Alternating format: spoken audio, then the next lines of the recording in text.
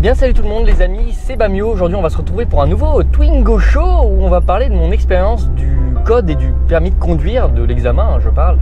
Je vais vous raconter comment ça se passe et comment je l'ai vécu personnellement. C'est parti.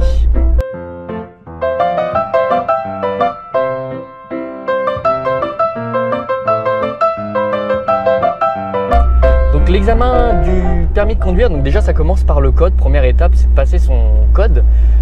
Il faut savoir que je me suis inscrit à 17 ans, quasiment tout pile. Donc ça m'a pris 1 an à avoir le permis. J'ai été dans une auto-école, donc c'était le CER de Franconville pour ceux qui connaissent. Le code, je l'ai passé donc pendant mon année de terminale. Donc en plus j'ai eu le bac en même temps. Enfin, il faut savoir que le permis, je l'ai passé en même temps que le bac. C'était plutôt intense. C'est vrai que j'ai pas chômé cette année-là.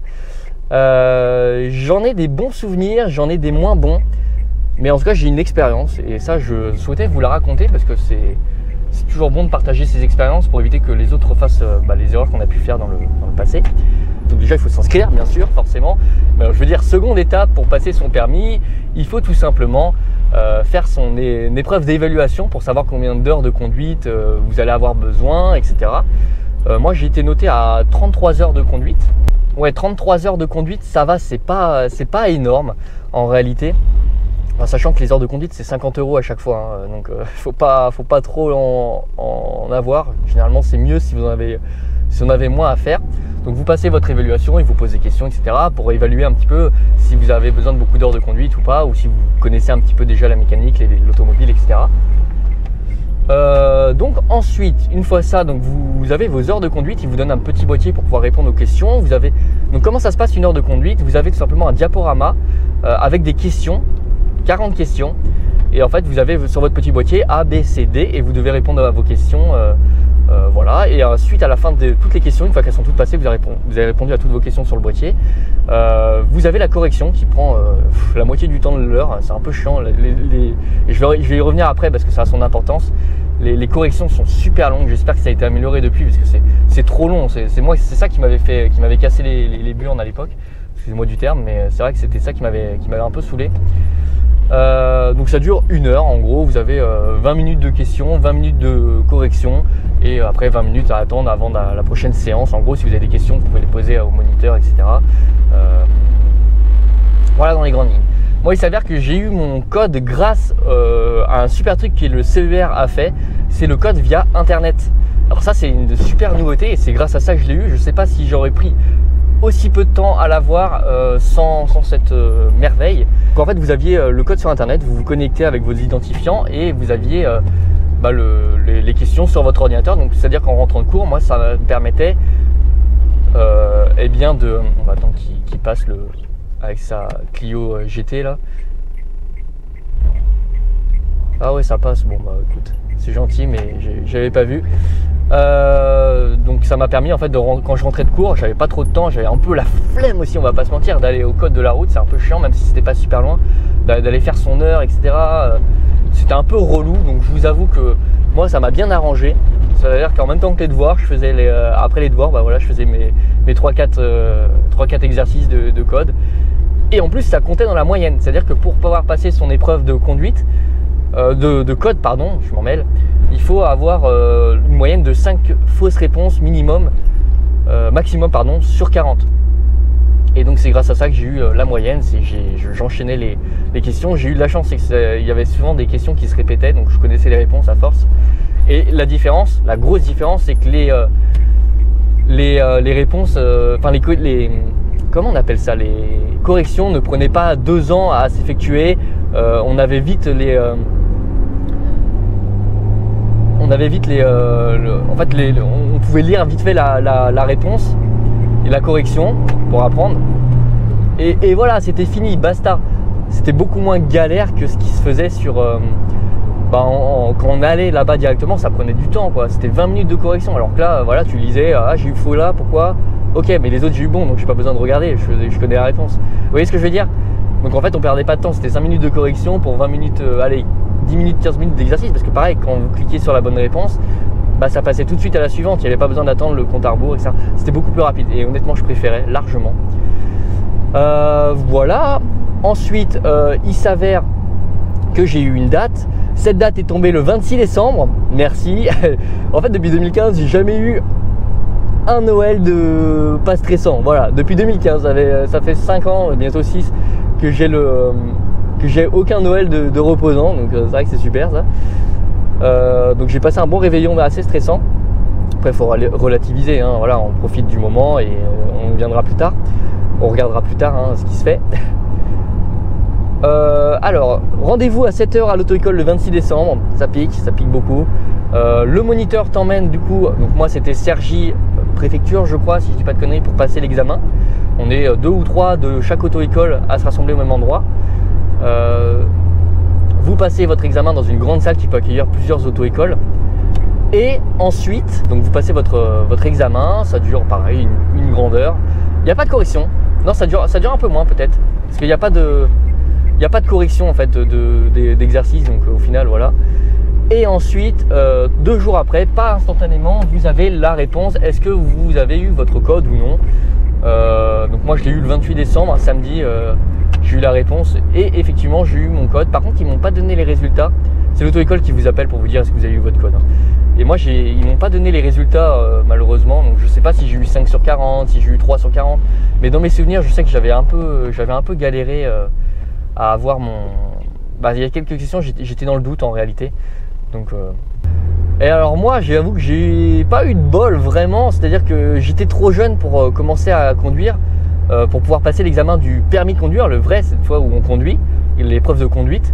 Donc du coup, plutôt que de me faire commencer mes heures de conduite en janvier et d'attendre juin pour pouvoir passer le permis, et que j'ai un grand trou sans heures de conduite, et ben ils ont décidé de me faire revenir 3 mois après, donc en mars-avril, afin de faire mes premières heures de conduite, parce que sinon j'aurais perdu en fait, ou j'aurais dû faire plus d'heures de conduite, parce que j'étais trop jeune pour passer le permis de conduire. À l'époque c'était pas 17 ans et demi, c'était 18 ans, donc j'étais beaucoup trop jeune.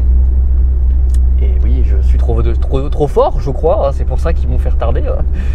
Donc voilà, arrive mars, donc j'ai mes heures de conduite, j'en avais 33 comme je vous ai dit. Au final j'en ai fait 35 parce qu'ils m'ont rajouté 2 heures juste avant le permis de conduire pour vraiment s'assurer que j'étais bon en fait, que j'avais le niveau. Puis surtout qu'il s'était passé plus d'une semaine entre le moment où j'ai fait ma dernière heure et l'épreuve du permis de conduire, donc ils m'avaient rajouté 2 heures de conduite de suite, histoire d'être bien sûr.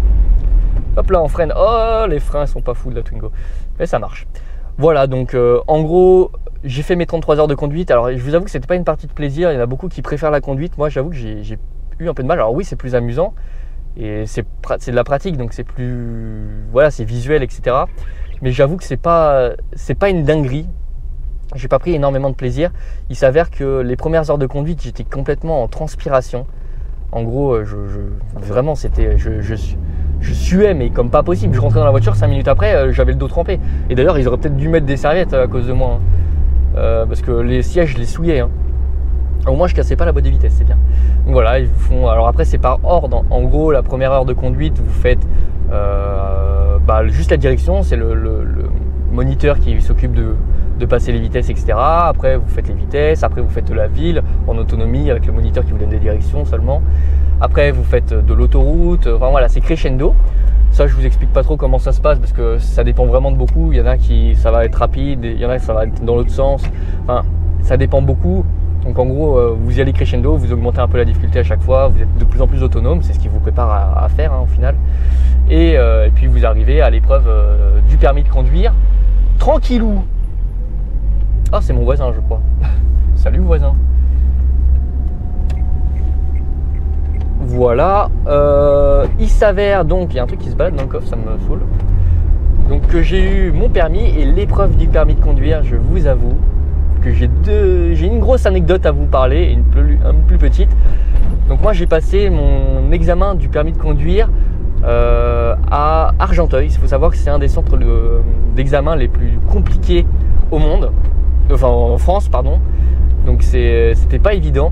Déjà pas forcément rassurant de passer dans le centre d'examen le plus dur de France.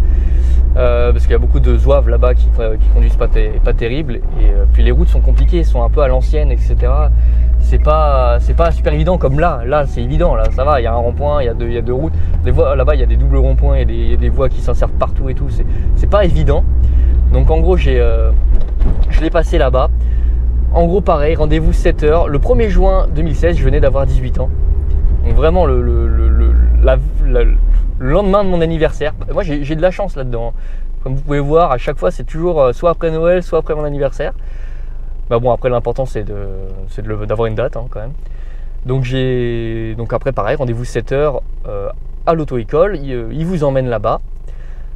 Donc, arrivé là-bas, je suis passé en dernier. C'est cool, c'est génial.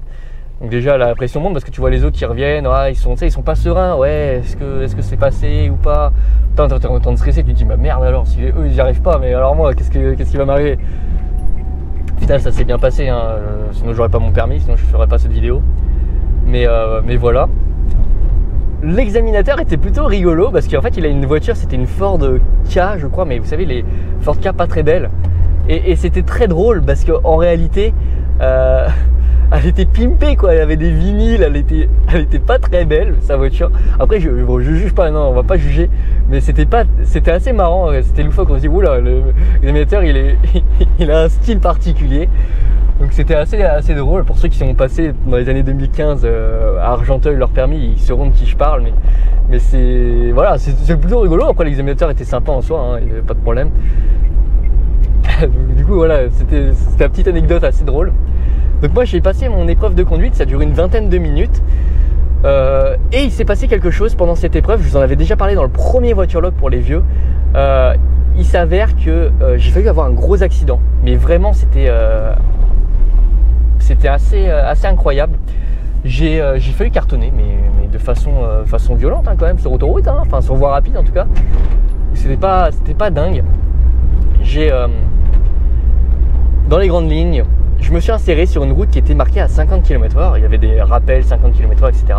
Sauf que les gens, sur la route où je devais m'insérer, ils ne roulaient pas à 50, ils roulaient à 90.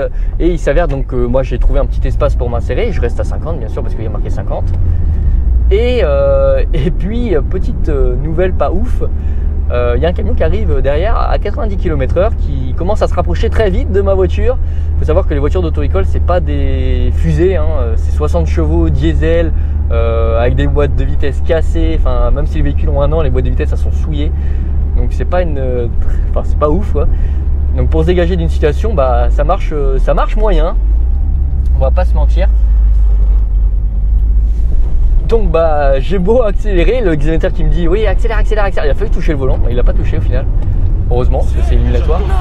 Et il me dit accélère. J'étais à fond dans la pédale, hein, mais bien sûr ça accélérait pas parce que c'est des véhicules un peu merdiques, on va pas se mentir. Il sait pas où il va lui. Et moi je vais aller à gauche, c'est parti. Voilà, donc j'ai failli avoir un accident. Au final, non, le camion a freiné, heureusement, sinon je me le serais pris de plein fouet. Voilà un petit peu pour mon anecdote, j'ai failli avoir un accident. Au final, l'examinateur m'a posé donc une question bateau, mais j'avais pas la réponse. Et vous allez me dire, mais putain, Manu, comment tu peux ne pas savoir ça? Parce que vous savez, le permis de conduire, il faut, en gros, vous avez une épreuve de conduite en ville, vous avez un stationnement à faire, il vous pose une question, il y a quelques choses à faire en fait, hein, pour gagner des points. Et donc là, arrivé à la question, il m'a demandé, une fois qu'on était arrivé au centre d'examen, qu'on avait fini le tour, oui, est-ce que tu peux me mettre les pleins phares? Mais moi je savais pas mettre les pleins phares. En fait j'ai eu un coup de poker et je l'ai eu, hein. Mais de toute façon j'aurais quand même eu mon permis sans ça, donc il n'y a pas de problème. Mais voilà, j'ai tourné le pommeau, enfin le commodo, et j'ai appuyé et j'ai eu de la chance, ça a mis les pleins phares, donc il m'a validé.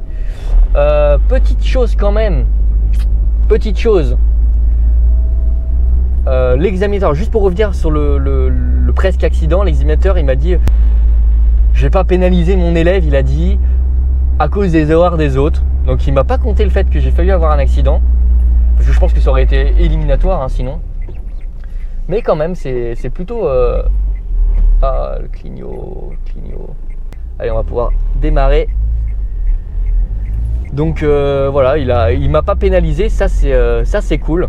Je vous avoue, ça se trouve j'aurais dû peut-être repasser mon code, enfin mon permis de conduire si jamais il m'avait pénalisé, mais ça n'a pas été le cas. Donc bah c'est cool, honnêtement, bonne nouvelle. Merci à lui d'avoir été clément et de ne pas m'avoir pénalisé. Donc je l'ai eu du premier coup du coup. Non, j'ai dit de la merde, c'est cette voiture-là. Cette voiture-là, c'est quoi?